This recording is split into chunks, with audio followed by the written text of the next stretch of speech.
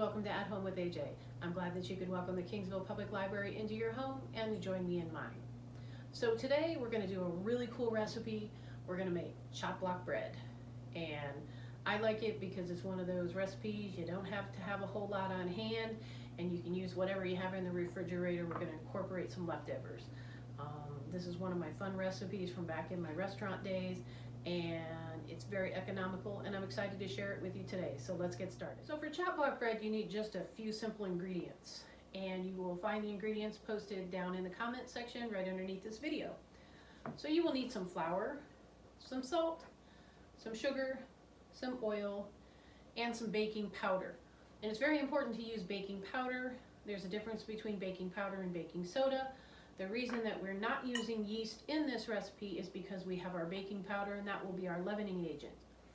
And the other thing you're going to want to remember is that anytime you're baking, you will want to include salt. I know there's a lot out there about eliminating salt from your diet, but anytime that you bake, you will need salt in order to complete that chemical reaction that needs to take place. So we're just going to mix all of our dry ingredients right into this bowl. Mix it around just a little bit. Oops, throw it around a little bit, I guess. You will also need some water. I forgot to tell you about the water. That's why the ingredients is down in the comment section in case I forget something. So we'll throw our water in there and our oil. And we're just going to mix that around until we get a nice dough. So once your dough is good and mixed, starting to look like dough, we're going to let it sit in the bowl for about 15 minutes. We'll just cover it up. We're going to let it rest to let that leavening agent kind of do its work, get a little puffiness to it.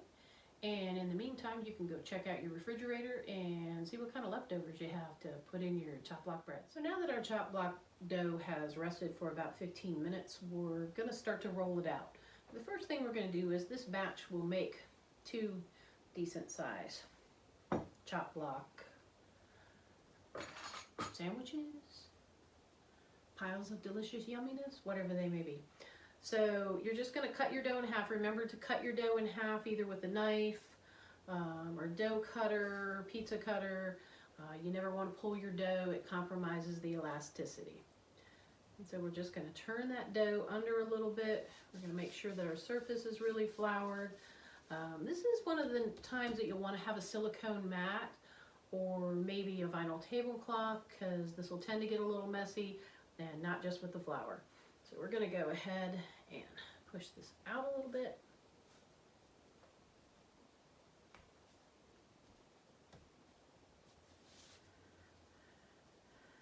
Remember, you kind of want to find that good balance of flour, not too much, because that'll make your dough tough and chewy. We don't want that. We're going to just flatten that out.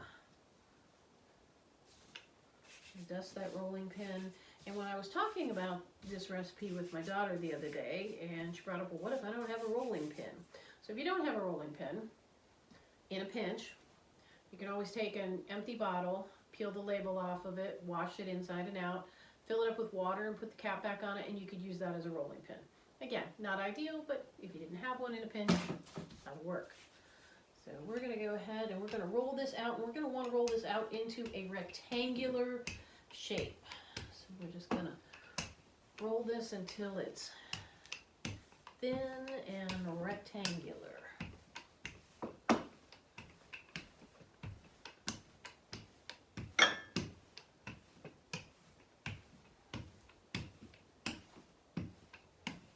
So once you get your dough rolled out into somewhat of a rectangle, you're ready to start actually filling it. And so the first thing you're going to do is you can brush it either with some olive oil or a little bit of butter. You know that Paula Deen liked her butter. Julia Child was a big fan of the butter. Butter is good. But I am no Julia Child, and I am no Paula Deen. I like my garlic. So I am going to spread garlic around mine. And you just want to get that good and covered. I know it's a lot of garlic, but you know, these are trying times, and I can't have any vampires or, you know, the like around, so we'll get some garlic on there. Put a little bit of garlic over here. This one's gonna be my husband's, so we won't put quite as much garlic on his, although he does like garlic. He has to live here. Okay. So now that we've got our garlic, we're going to take our leftovers, our fridge cleanings, and I'm actually going to add some cheese. I'm going to add two kinds of cheese. On this one here, I think this one's going to be the meaty one. I'll put a little cheddar cheese on there, and I'm going to use a little bit of mozzarella cheese because I always like to use mozzarella cheese when I'm cooking with cheese because I think it melts nicely and evenly and is creamy. It's just wonderful. So I'm going to throw that on there, and I'm going to throw it over here on this one. And it's getting a little messy, and that's okay because in a minute it's about to get real messy. So you just want to sprinkle that cheese on there. Get it nice and cheesy because, you know, cheese is yummy. It's a good thing. Okay. And then I am going to, over on this one, I'm going to throw in some ham that I had left over in the refrigerator. We're just going to dump that right on there. Spread that out nice and even. Oops, missed a couple pieces there. And I've got some nice green onion here that was, you know, getting on its last leg, so before it goes bad, we want to get it used up. Yeah, that's a little potent. And I think this one over here is going to be mine, so I think we're just going to do some veggies in it because I like this with veggies. It's kind of a wadded up, almost like a little pizza kind of thing. So we got some onion in there. I have some bell peppers that again were didn't have much life left in them, so we're going to make sure that we use those up. We don't want to waste. No waste, no waste. And I have a little bacon, my little bacon in a bag. You know how I like my bacon in a bag? We're going to throw some bacon right on here. This stuff is great because it's just ready to go, and it adds a nice little bit to your recipe without having to cook up a whole bunch of bacon.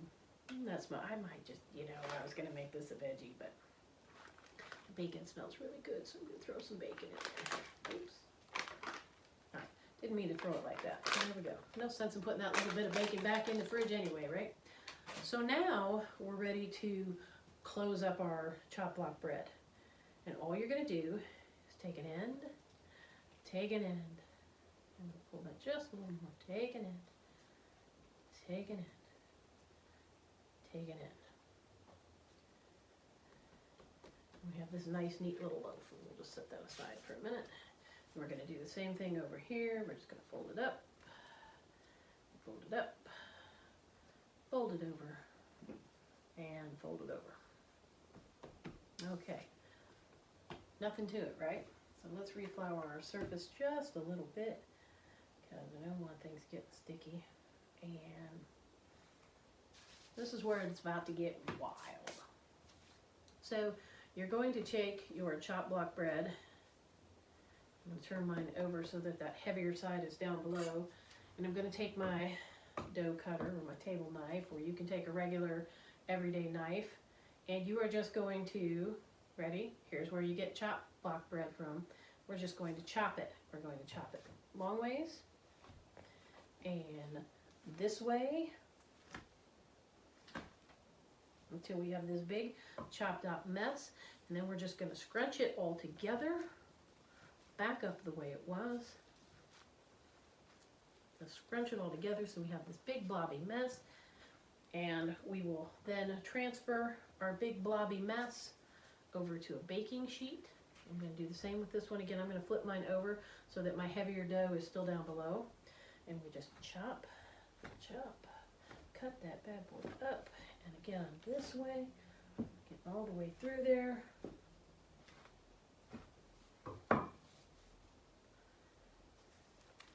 So we've put our chopped block dough onto a foil-lined and greased cookie sheet, and it's almost ready to go into the oven. Once you put it on your cookie sheet, go ahead and flatten it out a little bit. You're just going to press down on it.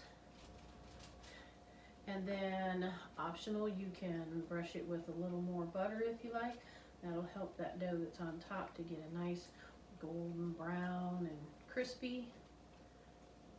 Butter on there. And then, of course, I'm going to top mine with a little more garlic. You should never have too much garlic. And a little bit of basil to give a little extra flavor and just to make it pretty.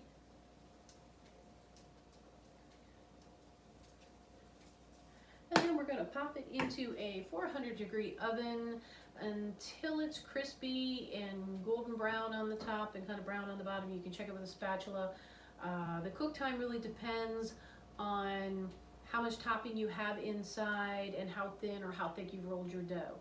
So you just kind of want to keep checking it about every 5 minutes after the first 10 minutes. So I'm going to put these in the oven, and when they come out, they probably won't be any prettier than what they are right now, but they sure will smell delicious and taste good, so looks aren't everything.